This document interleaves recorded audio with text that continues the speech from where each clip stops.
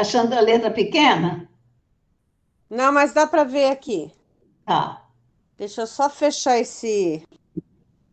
Ah, agora ficou grandão. Orientadores do mundo.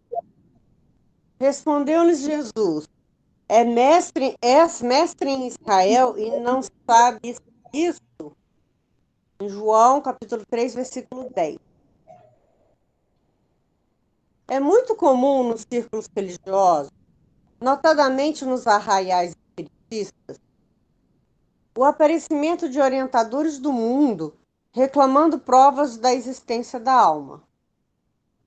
Tempo virá em que semelhantes inquirições serão consideradas pueris, porque afinal esses mentores da política, da educação, da ciência estão perguntando, no fundo, se eles próprios existem.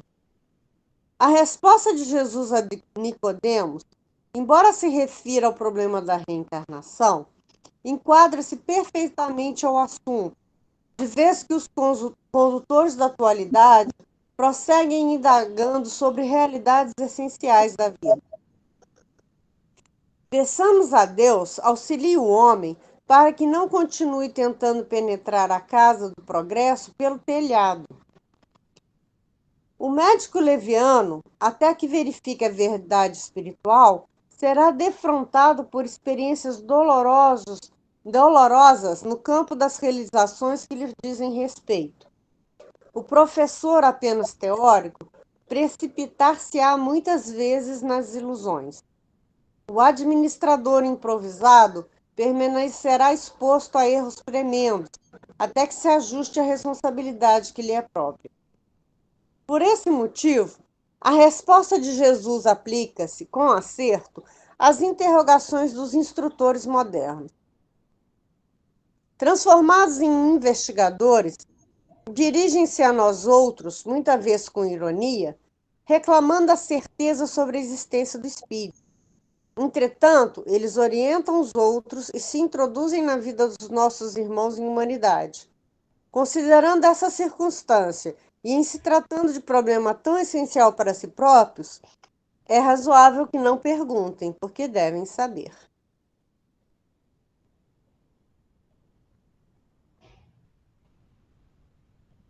Comenta? Comenta. Comenta, sim. Então, ele começa, Emmanuel,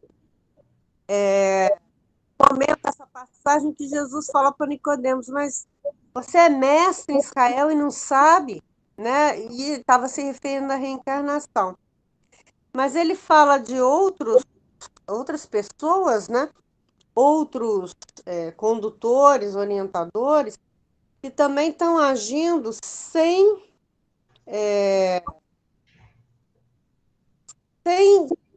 sem saber o mínimo do que deveriam. Ele fala, se a pessoa pergunta se o espírito existe. E aí você fala assim, mas você está perguntando se você mesmo existe?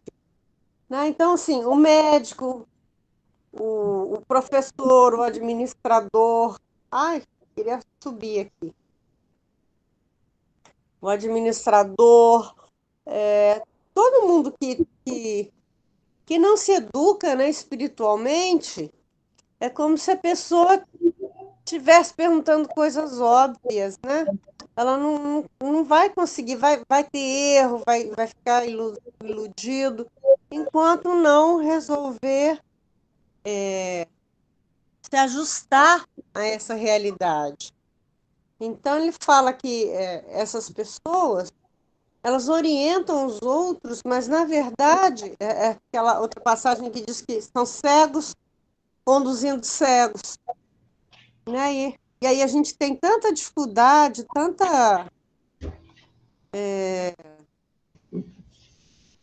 tanta má orientação, né? Porque a pessoa, na verdade, não está sabendo. Já começou.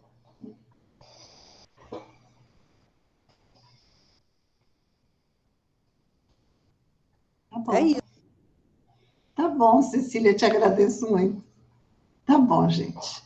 Então, vamos, nesse momento, vamos todos nós pensar nas pessoas que nós gostaríamos de beneficiar, né?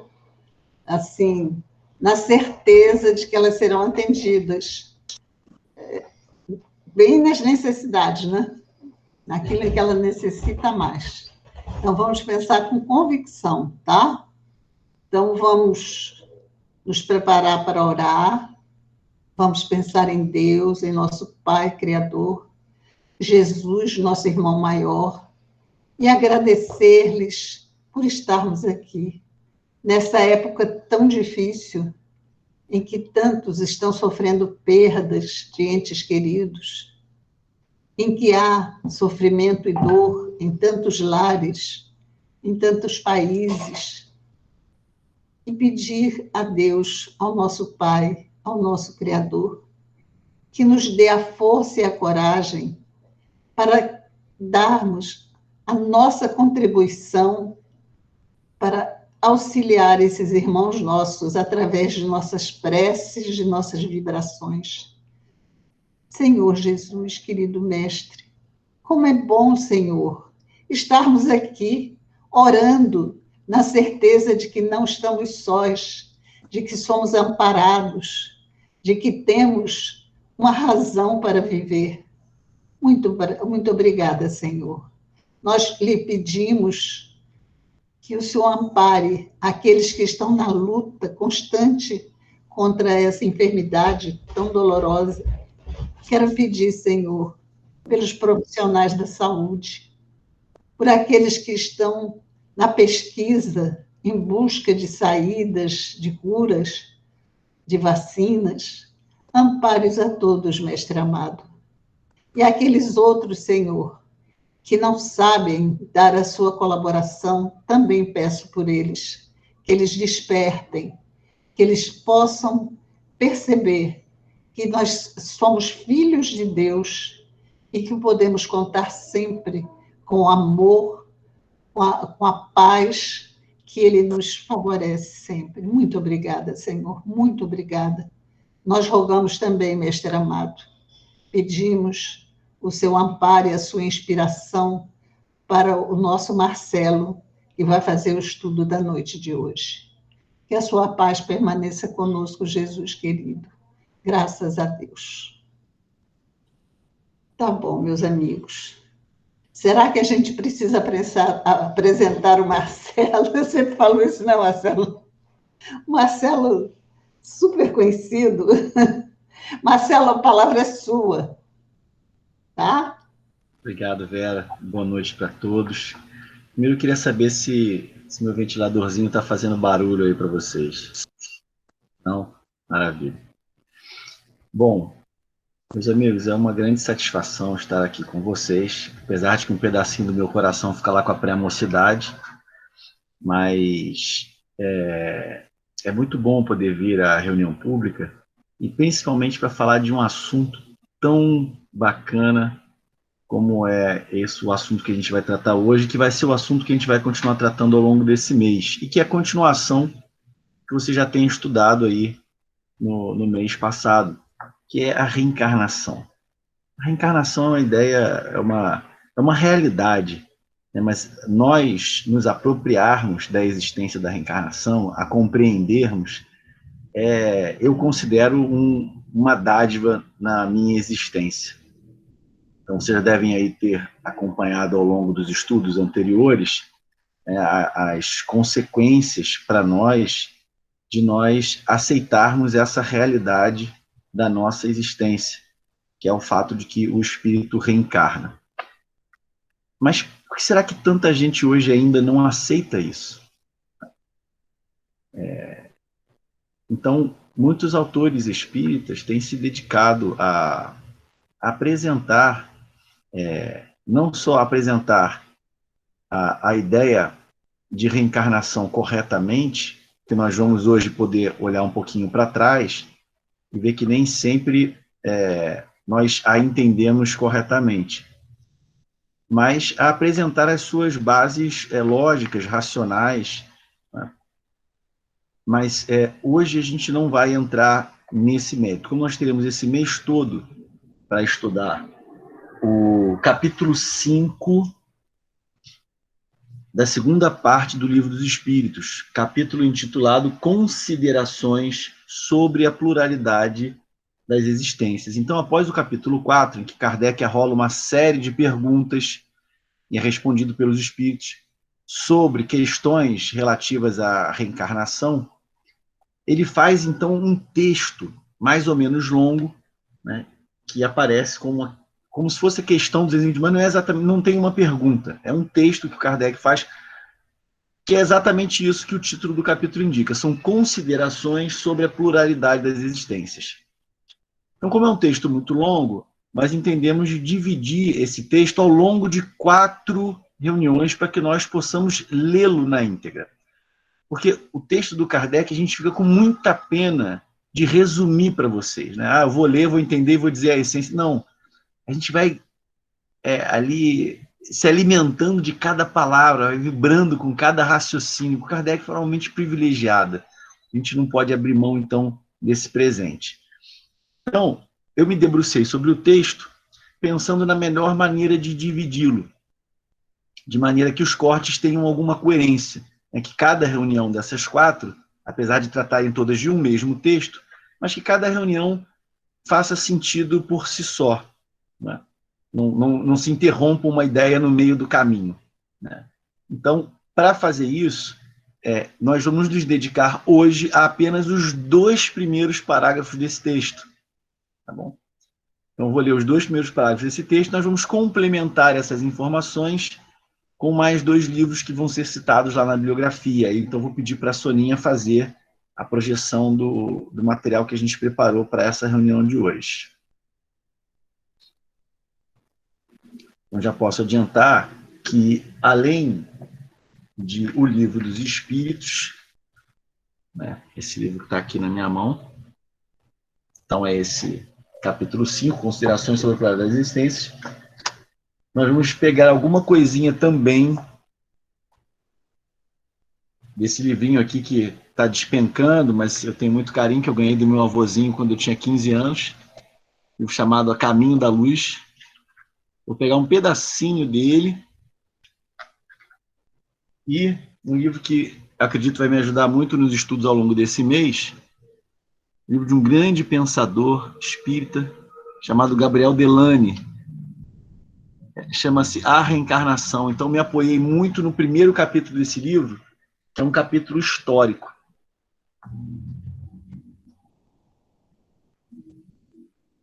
Legal, é isso aí, Soninha.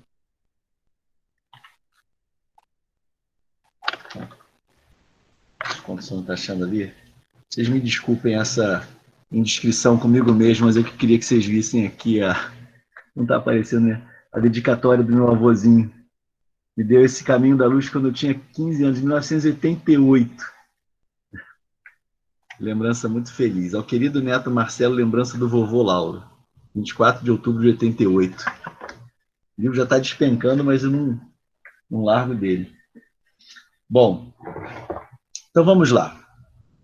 O tema da nossa reunião de hoje e das próximas 3, considerações sobre a pluralidade das existências. O Livro dos Espíritos, parte 2ª, do Mundo Espírita ou Mundo dos Espíritos. Esse é o título da parte 2ª. E o capítulo 5 é que tem, então, o título das nossas reuniões, Considerações sobre a Pluralidade das Existências. Eu escrevi questão 22, por não encontrar, a gente tem 1019 perguntas, a 222 não é propriamente uma pergunta, é um texto, mas vocês entenderam, né? É um item. Hoje é parte 1 só. Né? Esse estudo vai ser dividido em 4 partes. Não tem nenhum problema de spoiler. Então, se ao final do meu estudo hoje você quiser ler o capítulo inteiro, faça-o. Não tem problema nenhum. Não tem nada que você... não, vai adiantar o tema da outra reunião. Não tem problema. É sempre uma delícia a gente ler os textos do Kardec. Cada vez que a gente lê, a gente extrai mais coisa. Então, vamos lá. A gente começa apresentando aí a bibliografia, né? Então, a bibliografia, né? Já falei, né, do Livro dos Espíritos, Allan Kardec. Me apoiei aqui nessa edição histórica, é a 93ª edição, primeira impressão. Tem também o livro do Gabriel Delany, A Reencarnação, 14ª edição. E o A Caminho da Luz, é um livrinho delicioso, maravilhoso de ler, né, que o Emmanuel editou através do Chico Xavier. Tá? Então, vou usar aqui a 33ª edição dele. Todos os livros da FEB. Bom, então vamos lá. Vamos começar com o Livro dos Espíritos. Vou fazer a leitura, então, desses 2 parágrafos sobre os quais nós vamos conversar hoje. Pode passar, Soninha. Então, o item começa assim. Não é novo, dizem alguns, o dogma da reencarnação. Ressuscitaram-no da doutrina de Pitágoras. Nunca dissemos ser de invenção moderna a doutrina espírita. Constituindo uma lei da natureza, o espiritismo há de ter existido desde a origem dos tempos, e sempre nos esforçamos por demonstrar que dele se descobrem sinais na antiguidade mais remota. Pode avançar. Pitágoras, como se sabe, não foi o autor do sistema da metempsicose. Ele o colheu dos filósofos indianos e dos egípcios, que o tinham desde tempos imemoriais. A ideia da transmigração das almas formava, pois, uma crença vulgar, aceita pelos homens mais eminentes. De que modo a adquiriram? Por uma revelação ou por intuição? Ignoramo-lo. Seja, porém, como for, o que não padece dúvida é que uma ideia não atravessa séculos e séculos, nem consegue impor-se a inteligências de escola se não contiver algo de sério. Assim, a ancianidade desta doutrina, em vez de ser uma objeção, seria prova a seu favor. Contudo, entre a metempsicose dos antigos e a moderna doutrina da reencarnação, há, como também se sabe, profunda diferença, assinalada pelo fato de os espíritos rejeitarem de maneira absoluta a transmigração da alma do homem para os animais e reciprocamente. Portanto, ensinando o dogma da pluralidade das existências corporais, os espíritos renovam uma doutrina que teve origem nas primeiras idades do mundo e que se conservou no íntimo de muitas pessoas até aos nossos dias. Simplesmente, eles apresentam de um ponto de vista mais racional, mais acorde com as leis progressivas da natureza e mais de conformidade com a sabedoria do Criador, despindo-a de todos os acessórios da superstição. Circunstância digna de nota é que não só neste livro dos Espíritos não só neste livro os Espíritos a ensinaram no decurso dos últimos tempos. Já antes da sua publicação, numerosas comunicações da mesma natureza se obtiveram em vários países, multiplicando-se depois consideravelmente. Talvez fosse aqui o caso de examinarmos por que os espíritos não parecem todos de acordo sobre esta questão. Mais tarde, porém, voltaremos a este assunto. Bom, aí acabou o trecho que nós vamos comentar hoje sobre o Livro dos Espíritos. Vou pedir para a Soninha voltar, então, e aí eu já vou tecer alguns breves comentários, porque ainda tem outro material que eu gostaria de apresentar ainda hoje sobre esse mesmo assunto. Mas o texto do Kardec, por si só, já é muito rico. Então, vamos lá. Não é novo, dizem alguns, o dogma da reencarnação. Ressuscitaram-no da doutrina de Pitágoras. Nunca dissemos ser de invenção moderna a doutrina espírita. Constituindo uma lei da natureza, o espiritismo há de ter existido desde a origem dos tempos, e sempre nos esforçamos por demonstrar que dele se descobrem sinais na antiguidade mais remota.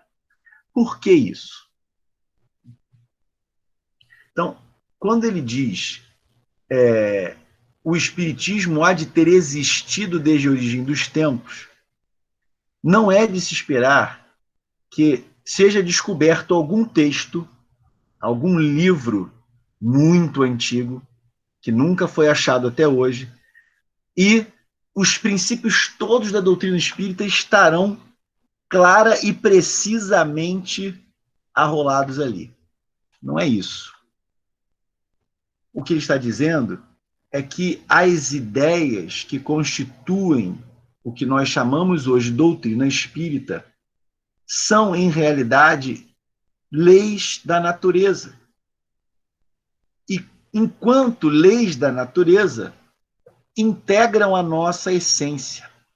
E, portanto, dela guardamos sempre alguma intuição.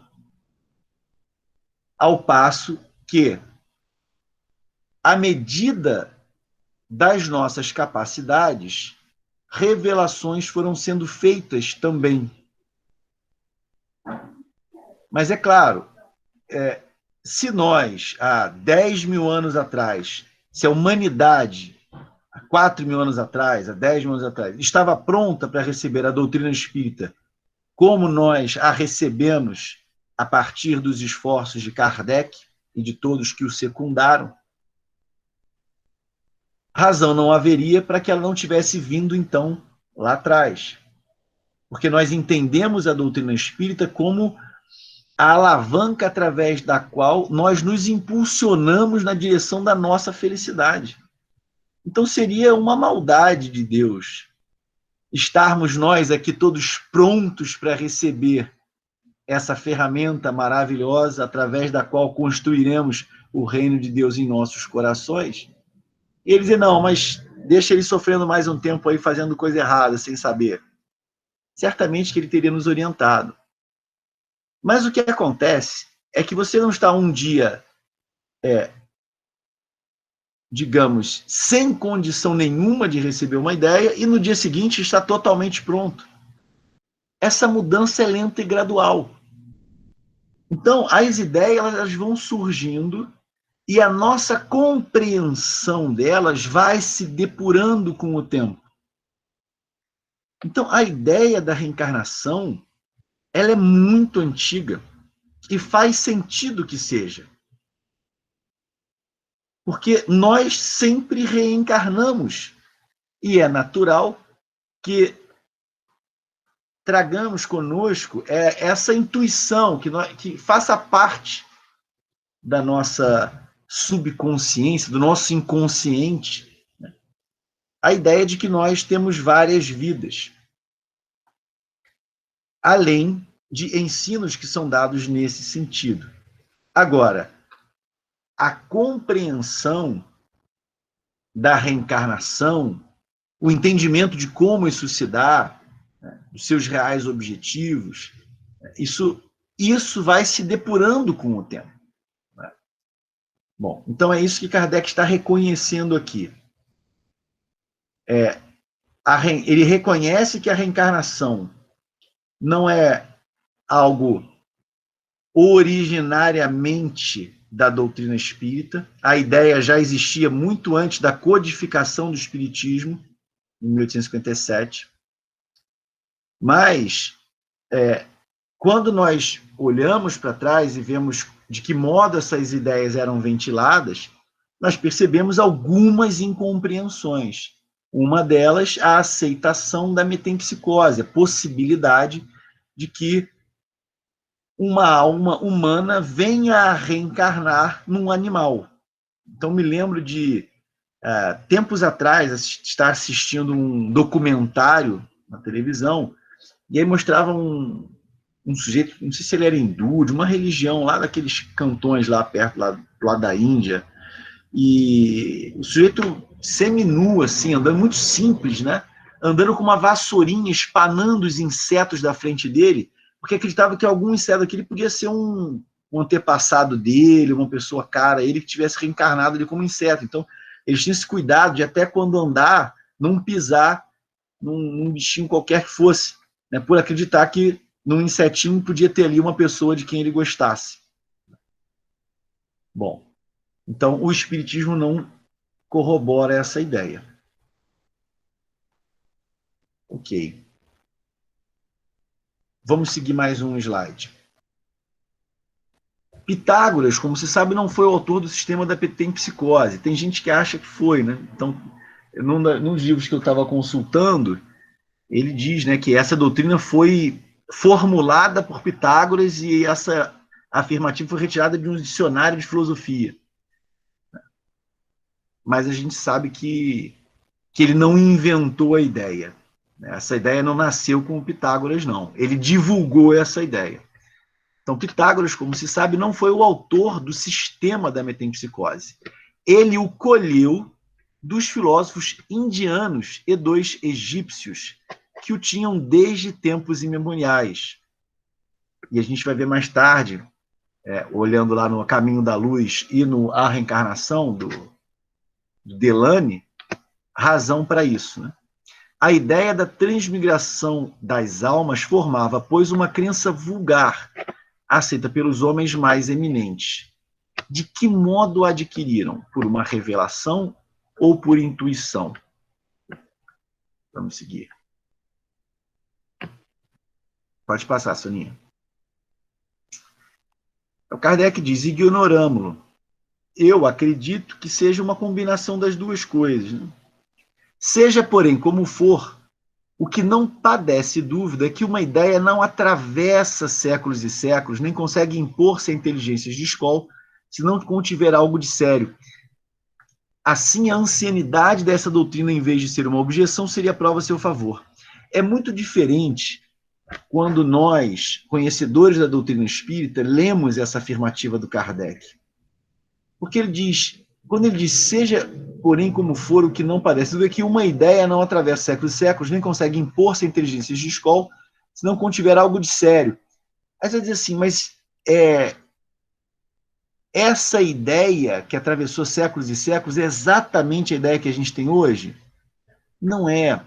Então, o Kardec tem essa noção de que a Terra é uma imensa escola, que nós estamos aqui para evoluir, que os espíritos vão graduando as revelações na medida das nossas capacidades, na nossa capacidade de compreensão. Então, Kardec não está se comprometendo com o fato de que a reencarnação lá para os egípcios na antiguidade, para os hindus, fosse exatamente a ideia que o Espiritismo traz hoje. Mas ele percebe essa essência comum, essa ideia de que não é uma vida só. Não é, a gente aparece aqui, né, no meio desse monte de matéria, tem uma existência material e, a partir daqui, o nosso destino está perpetuamente determinado, de maneira inexorável. Não tem mais o que fazer. Morreu, acabou. Enquanto você está aqui nesse corpo, você pode fazer alguma coisa. Esse corpo pereceu, o seu destino está selado para sempre. Então, a ideia da reencarnação, ela se opõe fortemente a essa outra ideia, da unicidade das existências. Então, mesmo que no passado as concepções de reencarnação fossem um pouco confusas, né? Aí, de repente, confundir reencarnação com ressurreição, achar que pode voltar em animais inferiores, quer dizer, tem ali uma certa confusão, mas a ideia básica, que é o fato de que nós não vamos habitar a matéria só dessa vez. Nós já tivemos outras experiências antes e teremos outras depois. Essa é a ideia básica. É claro que a gente tem um monte de...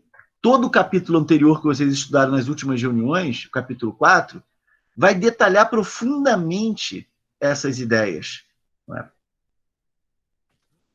Essa essência, o fato de que não é uma única existência material. A alma retorna mais de uma vez. Essa ideia essencial nós encontramos desde a mais remota antiguidade entre nós. E Kardec diz, ao contrário de ser uma objeção, essa ancianidade, essa antiguidade da ideia da reencarnação, é uma prova a seu favor. Porque por que essa ideia permaneceria conosco tanto tempo se nós não trouxéssemos dela uma intuição forte dentro de nós e se ela não fizesse sentido para explicar uma série de coisas? Mas aí isso vai ficar para as próximas reuniões, né? A lógica por trás da reencarnação é a sequência do texto que a gente não vai ler hoje, que é a argumentação do Kardec, é um negócio sensacional. Só de lembrar a gente já coloca um sorriso no rosto, de tão bacana que é. Mas hoje a gente vai ficar nessa parte mais histórica, que também é bacana. Tá? Então, vamos seguir mais um pouquinho.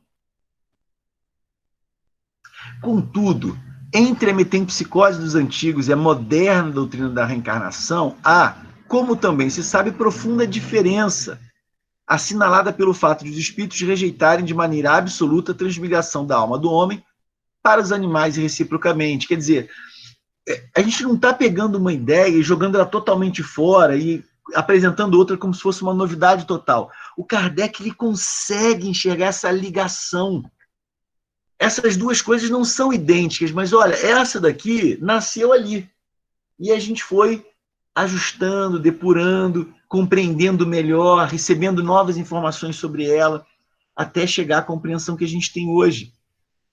Mas ele não corta esse laço, ele não faz as coisas parecerem uma colcha de retalhos sem sentido, que aparecem e desaparecem. Ele consegue olhar para a nossa história e perceber uma ligação entre, de repente, ideias que hoje podem nos parecer pueris ou ilógicas, sem sentido, mas ele olha e enxerga ali uma sementinha de coisas boas que a gente aceita hoje como sendo corretas. Né? Então, mas essa visão dele é possível por conta dessa ideia de evolução. E é a isso que a reencarnação serve. Né? Isso é uma coisa que eu não me canso de destacar. Né? Apesar de eu nunca ter sido outra coisa além de espírita nessa vida, eu certamente fui muitas outras coisas em outras vidas. Né? E me encanta imensamente o Espiritismo trazer para nós essa concepção de que não é uma questão de fazer uma ou duas escolhas acertadas ou erradas e definir o seu destino para sempre. É uma ideia de desenvolvimento, de crescimento, de conquistas paulatinas. Então, eu hoje dei a minha primeira aula remota desse ano para um grupo pequeno de alunos de uma escola do Estado. Eu estava já sequioso dessa aula, encontrei com eles, e aqui do meu lado aparece meu violão. Eu falei para ele, gente, olha só, o garoto falou, poxa, eu entendo as coisas na teoria, não consigo fazer os exercícios. Eu falei, é prática, de repente para você com a física, é que nem eu com o violão. Eu ouço uma música e eu fico querendo aprender aquela música. Quando eu começo a tirar a música, as primeiras vezes que eu toco, eu não reconheço a música. Ela nem parece a música que eu quero tocar. Mas eu não desisto. Eu sei que as notas são aquelas, eu não estou fazendo a divisão rítmica certa, a entonação certa, não parece nada com a música. Mas o caminho é esse. E aí eu insisto. Daqui a pouco começa, puxa, esse trechinho ficou bom, aquele outro não tem nada a ver, mas esse trechinho já está ficando legal. E você continua insistindo, e aí vai se desenvolvendo. E isso traz para a gente uma satisfação muito grande. É você olhar para uma coisa, é um desafio. Você olha para não, isso daí, nossa, é impossível, não dá para fazer isso. Isso não, vamos ver. Aí começa, aí vai. Aí daqui a pouco você, puxa, consegui. Isso traz uma satisfação enorme, porque a gente foi criado para isso. Deus criou a gente para a gente conseguir. Ele deu as ferramentas para a gente conseguir. E quando a gente consegue, é bom demais. Eu lembro de uma companheira nossa que, infelizmente, não está mais conosco nos nossos estudos, mas que frequentou muitos anos a casa, perguntando, mas por que Deus não fez a gente já perfeito? Isso é tão mais fácil. Não tinha sofrimento, já fazia... Mas ia ser uma felicidade artificial, né? Um negócio que você não conquistou, que você não construiu. Não tem a mesma graça. Não tem. Então a gente passa a vida toda ganhando presente, mas aquilo que você... Eu me lembro do primeiro tênis que eu comprei com dinheiro que eu ganhava do estágio, da época do Cefet. Então, puxa, esse tênis, esse eu comprei com o meu trabalho, é um sabor diferente. Então, a gente sente muita satisfação em conquistar. É claro que a gente só conquista aquilo que Deus permite, porque se ele não colocasse a semente das coisas na gente, a gente não tirava do nada. Mas mesmo assim foi o nosso esforço, foi a nossa dedicação que fez a coisa acontecer. E quando a gente consegue, a satisfação é muito grande. Então é isso que a reencarnação possibilita. Evolução, crescimento, conquista. A nossa capacidade de superar desafios, de superar obstáculos, de superar dificuldades. Isso é um negócio muito bacana.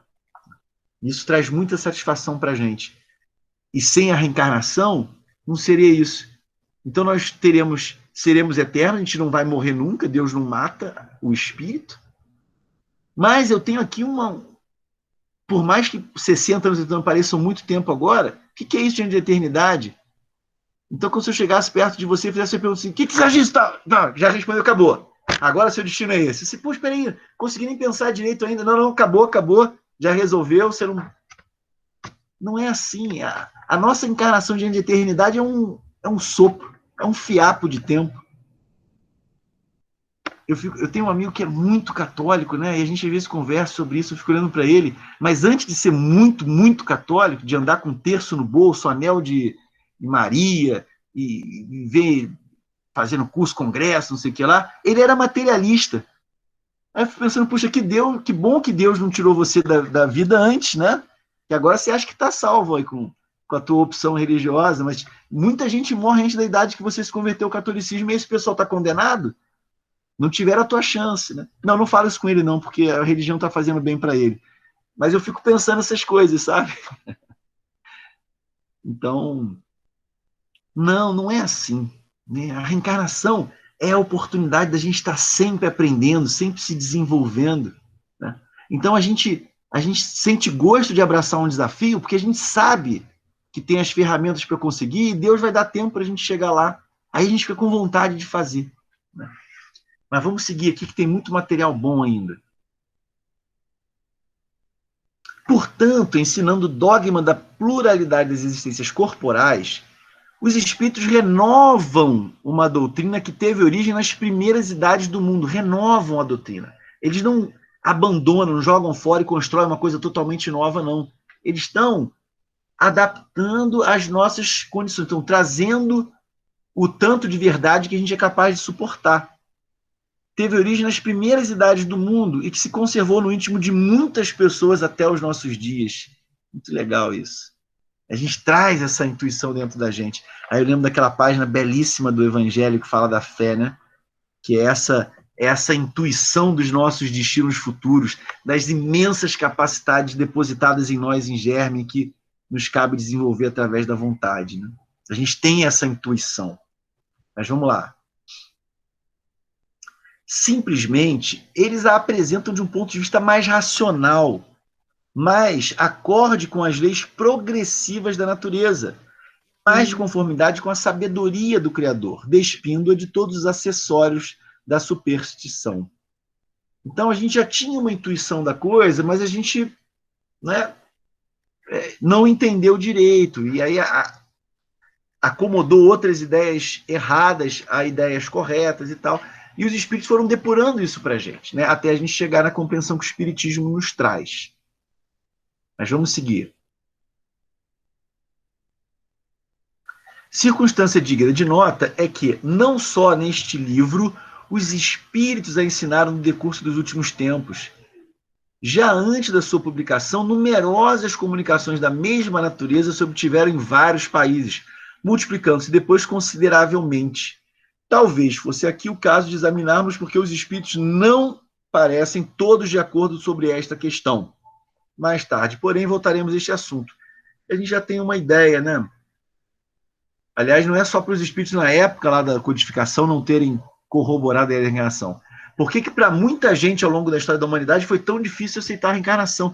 É muito fácil de entender que uma humanidade tão egoísta e orgulhosa como nós não vai querer essa ideia de que você pode nascer nobre, depois você pode nascer camponeiro, você pode nascer senhor, pode nascer escravo. Como isso?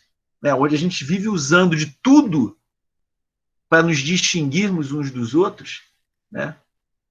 Então, que eu sou desse país, você é do outro, né? Esse aqui é o meu é o meu local, o outro é o estrangeiro. Eu sou desse gênero, você é do outro. Eu sou dessa geração, você é da outra. Eu sou dessa etnia, você... A gente está sempre usando de tudo, e tudo que não é essencial, né? Tudo que é circunstancial, para a gente se separar, né? Para a gente se distinguir uns dos outros. Então imagina se um pessoal assim tão vaidoso, tão orgulhoso, vai querer que digam para ele, não, isso que faz você se sentir melhor que o outro, isso não é você, isso não é seu, é só uma circunstância. Você pode nascer em condições muito diferentes dessa.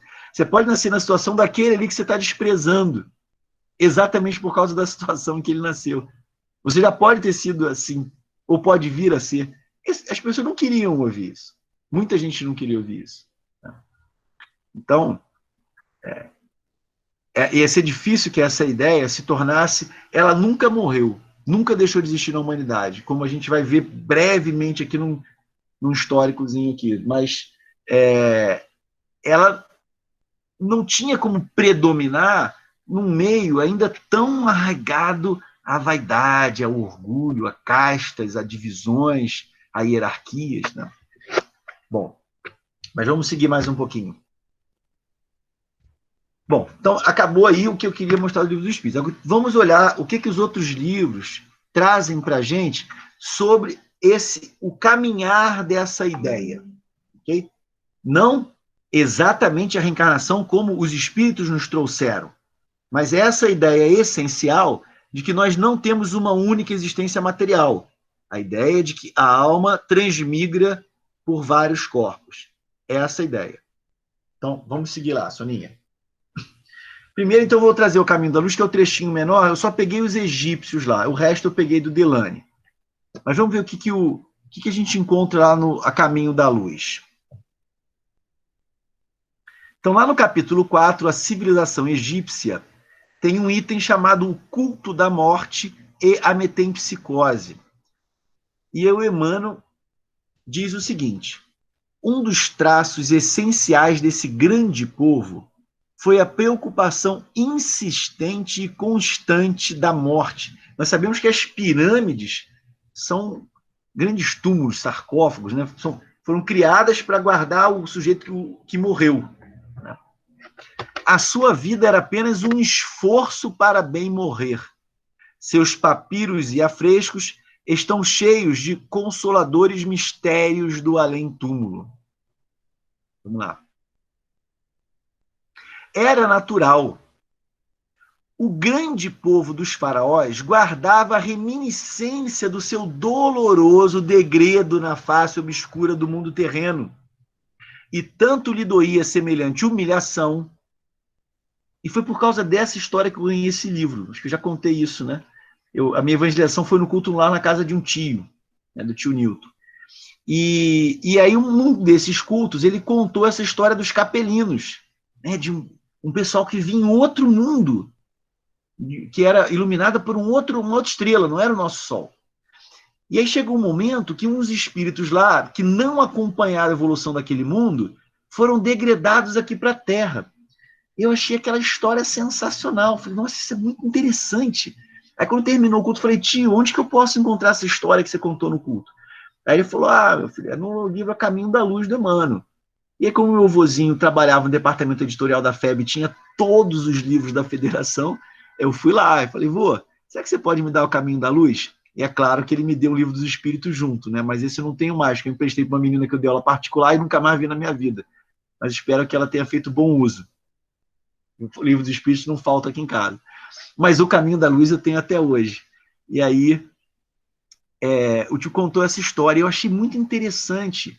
Então, esse pessoal aqui, que está lá no Egito, eram espíritos que vieram desse outro mundo, que era, mais ou menos na época, como nós aqui na Terra hoje. Então, uma civilização que tinha alcançado um avanço científico, um avanço tecnológico, até um avanço político, social, econômico, avanço em diversas áreas. Mas alguns desses espíritos não acompanharam o avanço moral. E a presença deles perturbaria aquele mundo em evolução. Então, olha como Deus é bom e inteligente. Porque não era justo que aqueles que fizeram o seu trabalho de casa ficassem lá sendo perturbados por espíritos que não quiseram se ajustar, se melhorar. Então eles tinham o direito de ficar lá. Esses, por sua vez, não estavam abandonados de Deus. Então, a sua vinda aqui para a Terra era a chance, isso deve ter sido um sofrimento atroz, mas foi a chance que eles tiveram de uma espécie de segunda época, foi a recuperação desse pessoal. Mas, ao mesmo tempo, tinha um pessoal muito, muito engatinhando aqui na Terra. Quer dizer, eles vieram de um mundo muito avançado, a Terra era um mundo primitivo. Então, ao mesmo tempo que eles iam levar aquele choque de realidade, olha, meu filho, a gente dá tempo para você, mas tem uma hora que a gente dá uma apertada aí, porque senão você não anda. Então, para eles foi doloroso, mas foram recebidos aqui por Jesus. E o amor do Cristo é tão grande que vários depois, mesmo com a oportunidade de retornar para lá, quiseram continuar aqui trabalhando com Jesus. Mas eu imagino o desespero que deve ter sido para esse pessoal sair de um mundo como a Terra é hoje, com tecnologia, com medicina, com leis, com alguma justiça social, e ir para um mundo primitivo. Foi o que aconteceu com esse pessoal. Mas por que isso? Porque ao mesmo tempo que eles, de certo modo, fizeram por merecer e precisavam disso para dar uma sacudida aí, se levantar e fazer o que não tinham feito lá em tanto tempo, a presença deles aqui foi muito importante para o pessoal aqui da Terra, que eram espíritos ainda bem mais atrasados, muito mais simples, né? Muito mais próximos da simplicidade e ignorância, né? Então foi uma coisa que serviu para os dois lados. Mas imagina, para esse pessoal que veio de lá, aí é que está a explicação. Olha como as coisas todas se encaixam e fazem sentido, né? Era natural. O grande povo dos faraós guardava a reminiscência do seu doloroso degredo na face obscura do mundo terreno, e tanto lhe doía semelhante humilhação que, na lembrança do pretérito, criou a teoria da metempsicose, acreditando que a alma de um homem podia regressar ao corpo de um irracional, por determinação punitiva dos deuses. A metempsicose era o fruto da sua amarga impressão a respeito do exílio penoso que lhe fora infligido no ambiente terrestre.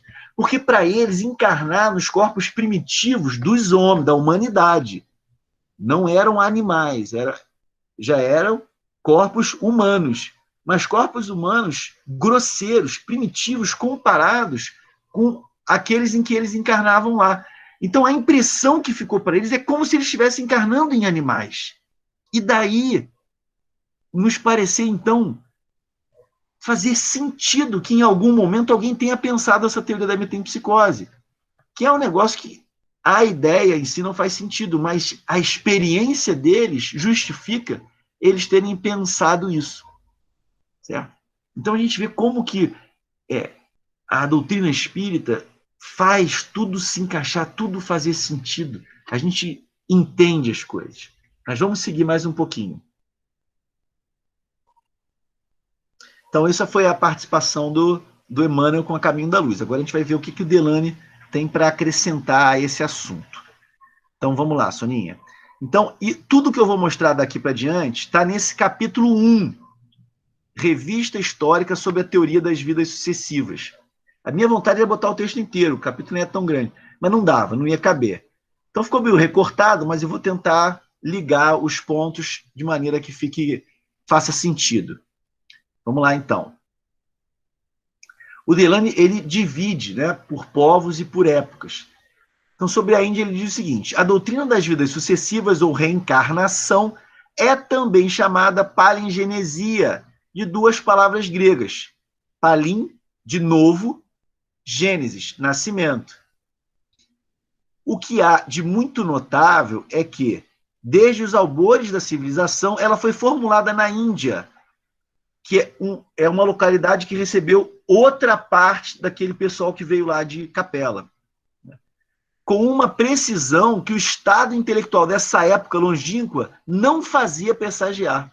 Então, mesmo que a coisa não tenha vindo exatamente como a gente acredita hoje, mas quando a gente considera de quanto tempo atrás a gente está falando, do estado intelectual desse pessoal lá atrás, é impressionante ver como eles já intuíram a coisa tão bem. Né? Mas vamos seguir. Aí diz assim, a Índia é muito provavelmente o berço intelectual da humanidade. E é interessante que se encontre nos Vedas e no Bhagavad Gita passagens como a que se segue. Então, são textos muito antigos ligados aos hindus, né? São, acho que, os primeiros textos religiosos que a gente tem notícia aqui. Não sei se, de repente, lá a China talvez tenha alguma coisa tão ou mais antiga, né? Porque os chineses já estavam aqui, né? Os hindus vieram de capela, os chineses já estavam aqui. Mas é das coisas mais antigas que a gente tem em termos assim de religião, de conhecimento, de literatura. Vamos ver o que está escrito lá. A alma não nasce nem morre nunca. Ela não nasceu outrora, nem deve renascer. Sem nascimento, sem fim, eterna, antiga, não morre quando se mata o corpo. Como poderia aquele que a sabe impecável, eterna, sem nascimento, sem fim, matar ou fazer matar alguém? Assim como se deixam as vestes gastas para usar vestes novas, também a alma deixa o corpo usado para revestir novos corpos. Eu tive muitos nascimentos e também tu, Ariuna. Eu as conheço todas, mas tu não as conheces. Então, olha, é impressionante como a ideia da reencarnação está colocada claramente nesse texto, tão anterior, inclusive, à vinda do Cristo. Está colocada aí de maneira inquestionável. Vamos seguir mais um pouquinho. Então, aí é como se fosse Krishna falando com Ariuna, né? Uma voz celestial falando com alguém que está aqui na carne, na luta, né? Querendo orientação. Então, aqui se afirma na doutrina védica a eternidade da alma e sua evolução progressiva pelas reencarnações múltiplas, as quais têm por objeto a destruição de todo desejo, de todo pensamento de recompensa pessoal. Com efeito, prossegue ainda o instrutor. É sempre a voz celeste que fala. Chegadas até mim essas grandes almas que atingiram a perfeição suprema, não entram mais nessa vida perecível, morada dos males. Os mundos voltarão a Brahma, ó Ariuna, mas aquele que me atingiu não deve mais renascer. Que é o que o Espiritismo coloca. Esse ciclo de renascimentos, de reencarnações, dura até a alma atingir a perfeição, quando já não há mais a necessidade da reencarnação. Então, a gente vê que isso está num texto religioso muito antigo e que continua influente até hoje, que influenciou outras escolas filosóficas, outras religiões que surgiram mais tarde, e que tem adeptos até hoje. E a gente já vê a ideia colocada lá atrás. Vamos seguir mais um pouquinho. Então, agora, o Delane fala agora da Pérsia e da Grécia. Então, na Pérsia, na verdade, é só esse primeiro slide aí. Encontra-se no mais-deísmo, religião da Pérsia, uma concepção muito elevada, a da redenção final, concedida a todas as criaturas depois de haverem, entretanto, experimentado as provas expiatórias que devem conduzir a alma humana à sua felicidade final. É a condenação de um inferno eterno, que estaria em contradição absoluta com a bondade do autor de todos os seres. Bom, isso a gente vai explorar nas próximas reuniões. Mas interessante, essa ideia que o pessoal traz é a contraposição a outra ideia, que é você tem uma única vida e com ela conquista o céu ou o inferno. Isso não se coaduna com a ideia de um Deus bom, de um Deus justo, de um Deus que quer a felicidade dos seus filhos. Um Deus que é onisciente. Então ele cria muitos espíritos sabendo de antemão que eles passariam a eternidade sofrendo no inferno. E mesmo assim ele cria o sujeito. Ele já sabe antes quem é que vai para cá e quem é que vai para lá. E cria assim mesmo, sem dar oportunidade de remissão, uma única existência, 60 anos, 80 anos, 100 anos que seja, diante de eternidade, um nada. Um nada. Então, isso que nos admira hoje, como que ainda podem aceitar isso hoje? Mas já no passado, muita gente já percebia isso.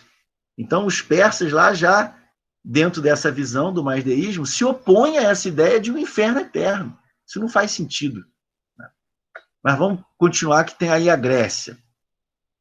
Então, Pitágoras foi o primeiro que introduziu na Grécia a doutrina dos renascimentos da alma. Então, veja, não é ele que criou a ideia da metempsicose, né? Ele bebeu lá nos egípcios, né, os hindus, e introduziu na Grécia.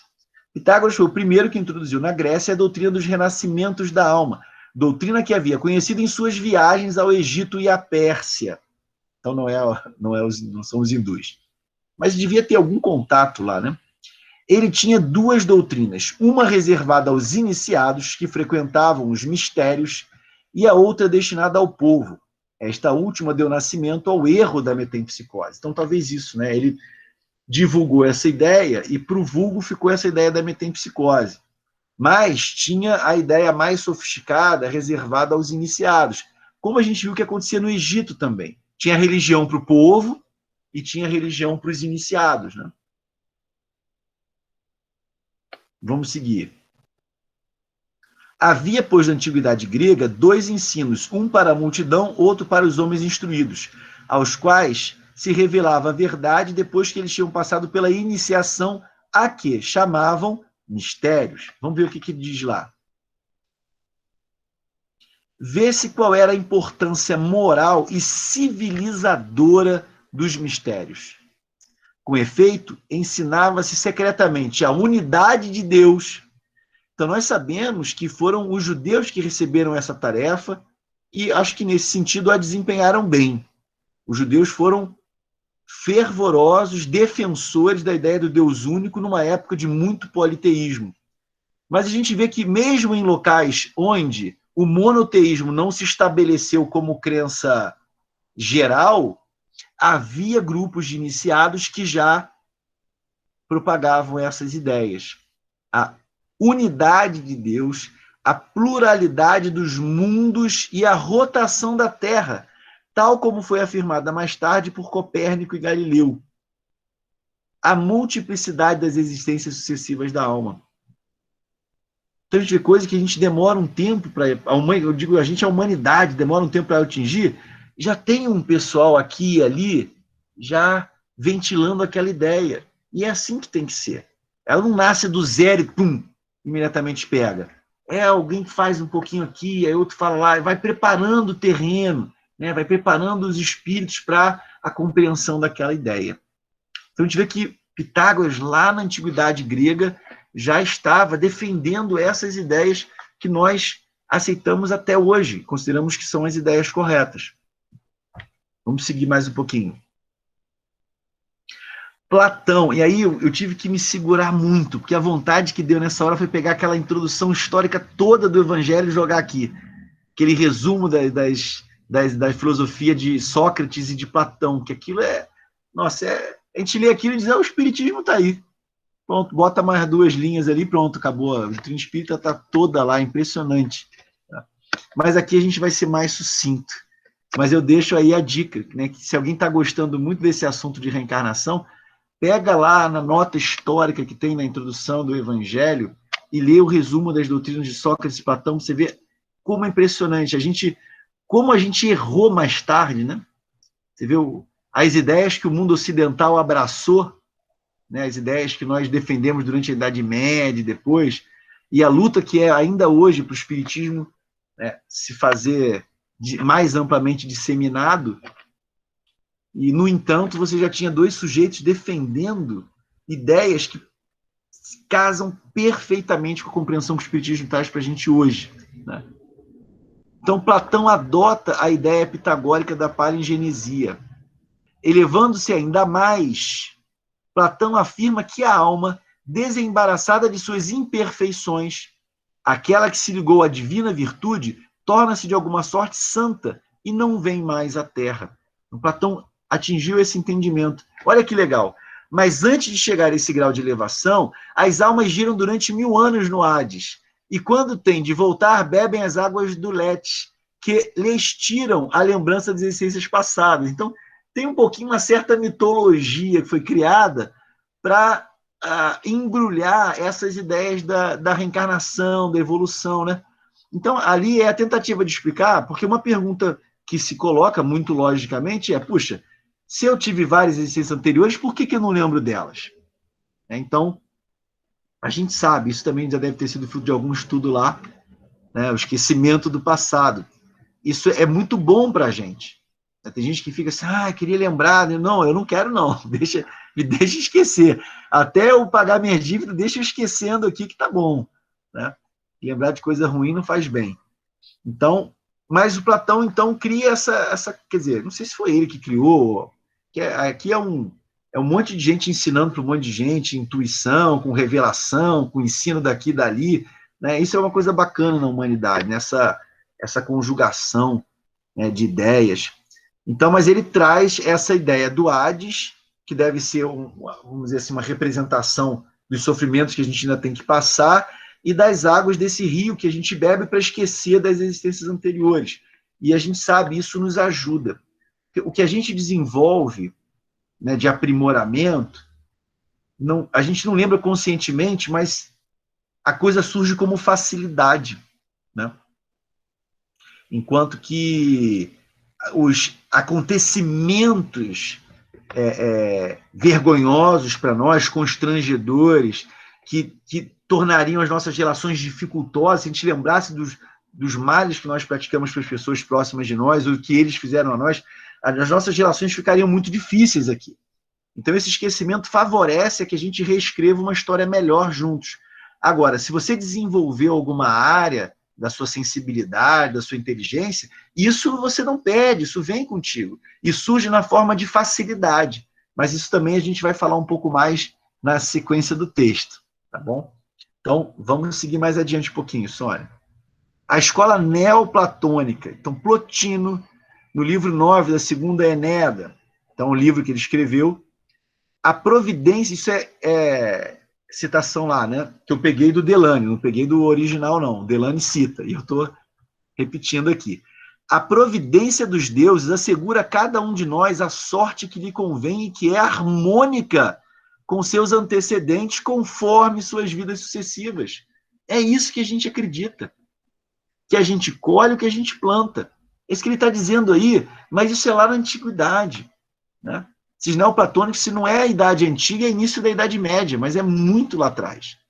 E o sujeito já mostra uma clareza, um entendimento acerca da nossa realidade de almas em evolução, né? De almas que estão aqui plantando e colhendo o que plantam. Isso é muito legal. Principalmente considerando o quanto nós nos afastamos dessas ideias, né? Para resgatá-las depois com a vinda do Consolador prometido, né, com a vinda do Espiritismo. Mas vamos seguir mais um pouquinho. Ainda na escola neoplatônica, Jâmblico assim sintetiza a doutrina das vidas sucessivas. A justiça de Deus não é a justiça dos homens. O homem define a justiça sob o ponto de vista de sua vida atual e de seu estado presente. Deus a define relativamente às nossas existências sucessivas e à universalidade de nossas vidas. Assim, as penas que nos afligem são, muitas vezes, castigos de um pecado de que a alma se tornou culpada em vida anterior. Algumas vezes, Deus nos oculta a razão delas. Não devemos, porém, deixar de atribuí-las à sua justiça. Olha que percepção clara, né? E a gente está falando aqui de neoplatônicos, né? O pessoal lá, quer dizer, eu acho que quem na tradição, vamos dizer, ocidental, bebeu lá no neoplatonismo, né? Foi o Santo Agostinho, que é lá no início da Idade Média. A gente sabe que mais tarde Tomás de Aquino, que vai dar as diretrizes da igreja, vamos dizer assim, ele rompe com o platonismo e abraça o aristotelismo. E o Aristóteles não seguiu a linha do Sócrates e do Platão nesse sentido, né? Então, a igreja acabou se afastando muito dessas ideias. Uma pena para nós, mas vamos seguir. Mas já tinha gente defendendo, sempre teve gente defendendo essas ideias. Então, vamos mais um pouquinho. Então, a Judéia. A crença nos renascimentos da alma encontra-se indicada de maneira velada na Bíblia, porém, muito mais explicitamente nos evangelhos. Então, o Delany cita, né? Os judeus acreditavam que, aí não é, acho que não era para ter essa crase, não, de ter errado. Acreditavam que a volta de Elias à terra devia preceder a do Messias. Ué, Vera, me ajuda aí. Que os judeus acreditavam que a volta de Elias à terra devia preceder. Acho que é só artigo aqui, né? Acho que é só a sem crase, não sei. Pelo menos é como eu entendi aqui. Os judeus acreditavam que a volta de Elias à terra devia preceder. Marcelo, só agora eu consegui abrir aqui. Acreditavam que a volta sem crase de Elias à terra com crase. Saiu a crase. Até ao globo. Quando no masculino é ao, no feminino é acraseado. Tá? Eu copiei e colei e não me dei conta desse erro aí. Mas que bom que a gente tem a Vera aí para ajudar. A crase saiu no ar errado. Mas então, essa crença que eles tinham de que Elias deveria voltar antes que o Messias viesse é um reflexo da aceitação da reencarnação. Não faria sentido, né? Voltar como? Então, aqui está a resposta do Cristo para o questionamento dos seus discípulos. Elias já veio e não o reconheceram, antes que fizeram tudo quanto quiseram. E os discípulos compreenderam, diz o evangelista, que era de João que ele falava. Então, entenderam que João era a reencarnação de Elias. Está muito claro aqui. Né? Mas vamos seguir. Então, ainda no evangelho, a gente encontra... Sônia? Opa. Então lá, outra vez, tendo encontrado em seu caminho um cego de nascença que mendigava, seus discípulos lhe perguntaram se foram os pecados que ele cometera ou de seus pais a causa da cegueira. Acreditavam, por consequência, que ele podia ter pecado antes de haver nascido. Ou seja, é um reflexo, mais uma vez, da ideia da reencarnação. No Evangelho de São João, o senador judeu, o fariseu Nicodemos, pede a Jesus explicações sobre o dogma da vida futura. Jesus responde, em verdade vos digo, ninguém verá o reino de Deus sem nascer de novo. É interessante que a citação da página inicial hoje é desse pedacinho aí, né? Mas como? És doutor em Israel, não sabe essas coisas? Foi nesse evento aí, nessa conversa aí com Nicodemos, né? Muito bem. Vamos seguir. Os romanos. Entre os romanos que receberam a maior parte de seus conhecimentos da Grécia, Virgílio, que foi o tutor de Dante na sua viagem para o inferno, purgatório, o Virgílio exprime claramente a ideia da palingenesia nesses termos. Todas essas almas, depois de haverem durante milhares de anos girado em torno dessa existência, no Elísio ou no Tártaro, são chamadas por Deus em grandes enxames para o rio Létis, a fim de que, privadas da lembrança, revejam os lugares superiores e convexos e comecem a querer voltar ao corpo. Olha aí a ideia, impressionante. Vamos lá, mais um pouquinho, Sônia. Tem o Virgílio e tem o Ovídio. Diz também Ovídio que sua alma, quando for pura, irá habitar os astros que povoam o firmamento, o que estende a palingenesia até os outros mundos semeados no espaço. Que é outra coisa que o Espiritismo coloca, mas também não foi o primeiro a dizer, né, de outros mundos habitados. Né? Bruno, em parte, por essa e por outras coisas que ele defendeu, foi queimado, né, em 1600, que defendia, entre outras coisas, que havia vida em outros mundos. Bom, vamos seguir mais um pouco. Druidismo. Os gauleses, nossos antepassados, nossos porque o Delany era francês, né? Então ele está falando lá na condição de francês. Os gauleses, nossos antepassados, praticavam a religião dos druidas. Acreditavam na unidade de Deus e nas vidas sucessivas. Diz César, ele está fazendo referência a Caio Júlio César. Então diz César dos druidas, né? Uma crença que eles procuram sempre estabelecer é a de que as almas não perecem e que depois da morte passam de um corpo para outro. Vamos lá. Idade Média. Aí a coisa dificultou para a gente. durante todo o período da Idade Média, a doutrina palingenésica ficou velada, porque era severamente proscrita pela Igreja, então toda poderosa. Este ensino esteve confinado nas sociedades secretas ou se transmitiu oralmente entre iniciados que se ocupavam com ciências ocultas. Então a coisa ficou muito difícil na Idade Média, não dava para sair por aí falando, não, reencarnação e tal, não. Aí era queimado como bruxa, aí era perseguição, a coisa ficou muito complicada lá na Idade Média. Mas vamos seguir. Tempos modernos. Foi preciso chegar aos tempos modernos e à liberdade de pensar e de discutir publicamente para que a verdade das vidas sucessivas pudesse renascer à grande luz da publicidade. Então tem um artigo do Juvanir, eu já não vou lembrar, eu tenho ele aqui, saiu no Reformador, vários anos atrás, mostrando justamente tudo que a humanidade precisava constituir em termos não só de conhecimento científico, mas de relações sociais, políticas, né? Para que o Espiritismo pudesse vir. Então ele mostra que sem que a humanidade atingisse determinados avanços, determinadas condições, se o Espiritismo aparecesse, ele seria massacrado, né? Não seria compreendido, ou não seria compreendido. Então, coisas que o Espiritismo, por exemplo, essa ideia que me encanta, essa ideia de evolução, desenvolvimento, isso a gente observa na Terra, observa na natureza, mas durante muito tempo não foi assim. Durante muito tempo, nós guardamos a ideia de que as coisas eram feitas prontas do jeito que a gente vê hoje. Cada coisa, não era a ideia de que era criado simples e ia desenvolvendo, né? Tudo foi instantaneamente criado de um jeito e vai ser daquele jeito para sempre. Então era tudo fixo. Inclusive, essa visão da natureza, de uma natureza estática, essa visão, ela sustentou um discurso de imobilidade social, de sociedade estratificada e imóvel. Então, você tinha lá os camponeses, você tinha o clero, você tinha a nobreza. E quem nasce num extrato desse não passa para o outro, não existe isso.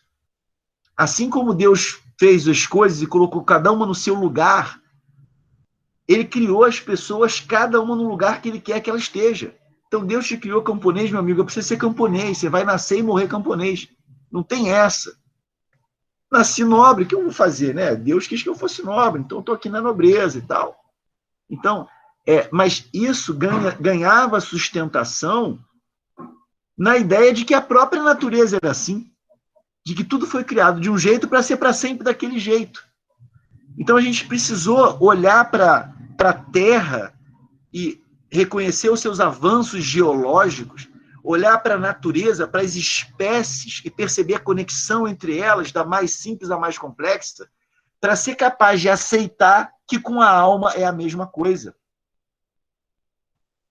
Então, aceitar a ideia de evolução dependia, e essa ideia é central no Espiritismo. Então, a humanidade precisava avançar intelectualmente na compreensão de uma série de coisas, né, para que o Espiritismo pudesse vir com a força e a clareza com que veio. Né? Então, o que está dizendo é que foi preciso chegar aos tempos modernos e a liberdade de pensar, que hoje a gente, no máximo, discute, né? As pessoas se ofendem aí nas redes sociais. Tá bom, tem gente que ainda se mata. Mas no passado não eram pessoas, não era individualmente que se matavam, o Estado matava. Né? As instituições matavam quem pensava diferente. Né? Então não dava para, numa época daquela, defender as ideias que o Espiritismo traz.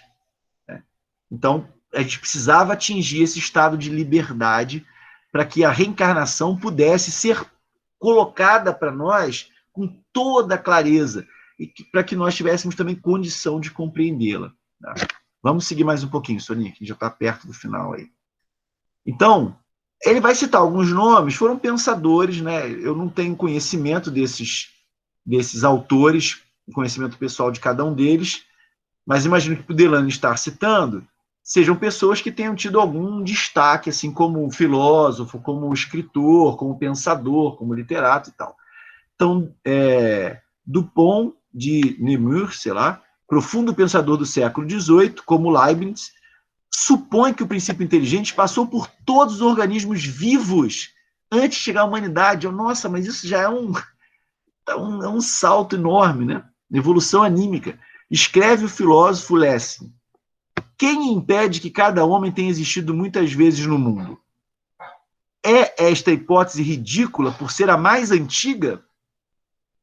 Por que não teria eu no mundo dado todos os passos sucessivos para o meu aperfeiçoamento, os quais, só por si, podem constituir para o homem penas e recompensas temporais? Ele vê sentido nisso, nessa evolução, nessa gradação. Vamos adiante. Pode-se citar Ballanche, Schlegel, Saint-Martin, que exprimem, cada um a seu modo, ideias aproximadas das de Dupont de Nemours a respeito da palingenesia. Então, ele está citando uma série de intelectuais que, a despeito da reencarnação não ser a ideia predominante, se mantiveram defendendo essas ideias. Então, a gente percebe que não tem, acho que, canto da humanidade e época da humanidade em que se não tenha defendido e divulgado ideias relacionadas com a compreensão que a gente tem hoje da reencarnação. E é isso que o Kardec diz lá no início do texto. Como pode uma ideia sobreviver por tantos séculos e milênios se ela não tem uma relação com a realidade? Como pode uma fantasia completa, uma ilusão total, sobreviver tanto tempo e ser divulgada e propagada por profundos pensadores, por eminentes inteligências? Não faria sentido, né? Vamos seguir mais um pouquinho. Eu não sei quanto tem mais além disso. Ah, tá. Constante Savy, que vivia no começo do século XIX, não admite o inferno eterno, porque esse castigo seria uma vingança cega e implacável, pois que puniria com uma eternidade de suplícios as faltas de uma vida, a qual, por mais longa que seja, não passa de alguns instantes em relação à eternidade. Crê na teoria das vidas sucessivas, porque, diz ele, a imortalidade do homem consiste em uma vida progressiva. Prepara a vida em que entra por aquela que deixou. Olha que legal, vai colher lá o que está plantando aqui. Enfim, desde que há dois mundos, necessariamente um material e outro intelectual, esses dois mundos que compõem a vida futura devem ter relações harmônicas com a nossa. Progredindo, o homem fará progredir o mundo. É isso que a gente tem estudado aqui, é esse momento que a gente está vivendo. Progresso dos homens gerando progresso social, gerando progresso do mundo. Vamos lá, Soninha. Mais um, por favor. Se admite, como já acreditavam os druidas, que a evolução ascendente da alma se realiza no infinito do cosmos, a pluralidade dos mundos habitados torna-se um corolário lógico da pluralidade das existências. Foi o que pôs em foco meu eminente amigo Camilo Flammarion. Não é meu amigo, não, amigo do Delane, em meados do último século. Eu sou só um admirador, ele era amigo. Resumindo seu pensamento, eis o que ele diz. Vamos ver o que o Flammarion diz. Se o mundo intelectual e o mundo físico formam uma unidade absoluta e o conjunto das humanidades siderais forma uma série progressiva de seres pensantes, desde as inteligências rudimentares, apenas saídas das faixas da matéria, saídas, né? Era para ser um ire, saídas das faixas da matéria, até as divinas potências que podem contemplar Deus em sua glória e compreender as obras mais sublimes, tudo se explica, tudo se harmoniza. A humanidade terrestre encontra-se nos graus inferiores desta vasta hierarquia, e a unidade do plano divino está estabelecida. Que beleza, né? Vamos lá. É bom notar, agora eu acho que só faltam dois. É bom notar que a doutrina das vidas sucessivas foi vulgarizada no último século entre o grande público por vários romancistas, tais como Balzac, Théophile Gautier, Georges Sand, assim como pelo grande poeta Victor Hugo. O Victor Hugo, ou algo parecido, como diria a Verinha. Peraí, mas peraí que tem um último aí que eu guardo. Eu até troquei a ordem do livro. Esse daqui seria o final, mas aí eu troquei a ordem lá do Delane para terminar com esse próximo aí. Soninha, bota mais um, por favor. Foi em 1857 que Allan Kardec publicou o Livro dos Espíritos. Então, aquilo que um defendia mais ou menos, aí falava uma coisa certa, botava um erro junto, aí colocava no meio de uma história, criava um conto. em 1857, aí a coisa é estabelecida solidamente, clareza em todos os detalhes, com toda a correção que nós temos condição de assimilar e compreender no nosso estado evolutivo. Foi em 1857 que Allan Kardec publicou O Livro dos Espíritos, no qual expõe todas as razões filosóficas que o conduziram à admissão da teoria das vidas sucessivas. E é a ele, principalmente, que se deve a propagação dessa grande verdade nos países de língua latina.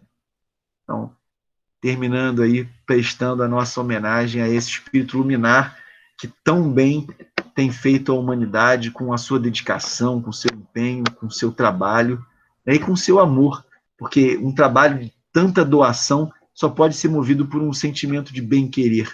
Então, Kardec certamente que se emocionou com o bem que essas ideias maravilhosas poderiam fazer à humanidade que a abraçasse. Então, que o nosso sentimento de gratidão alcance essa grande alma agora, e com esse slide nós terminamos o nosso estudo de hoje, mas vamos continuar esse assunto maravilhoso por pelo menos mais 3 reuniões, tá bom? Então,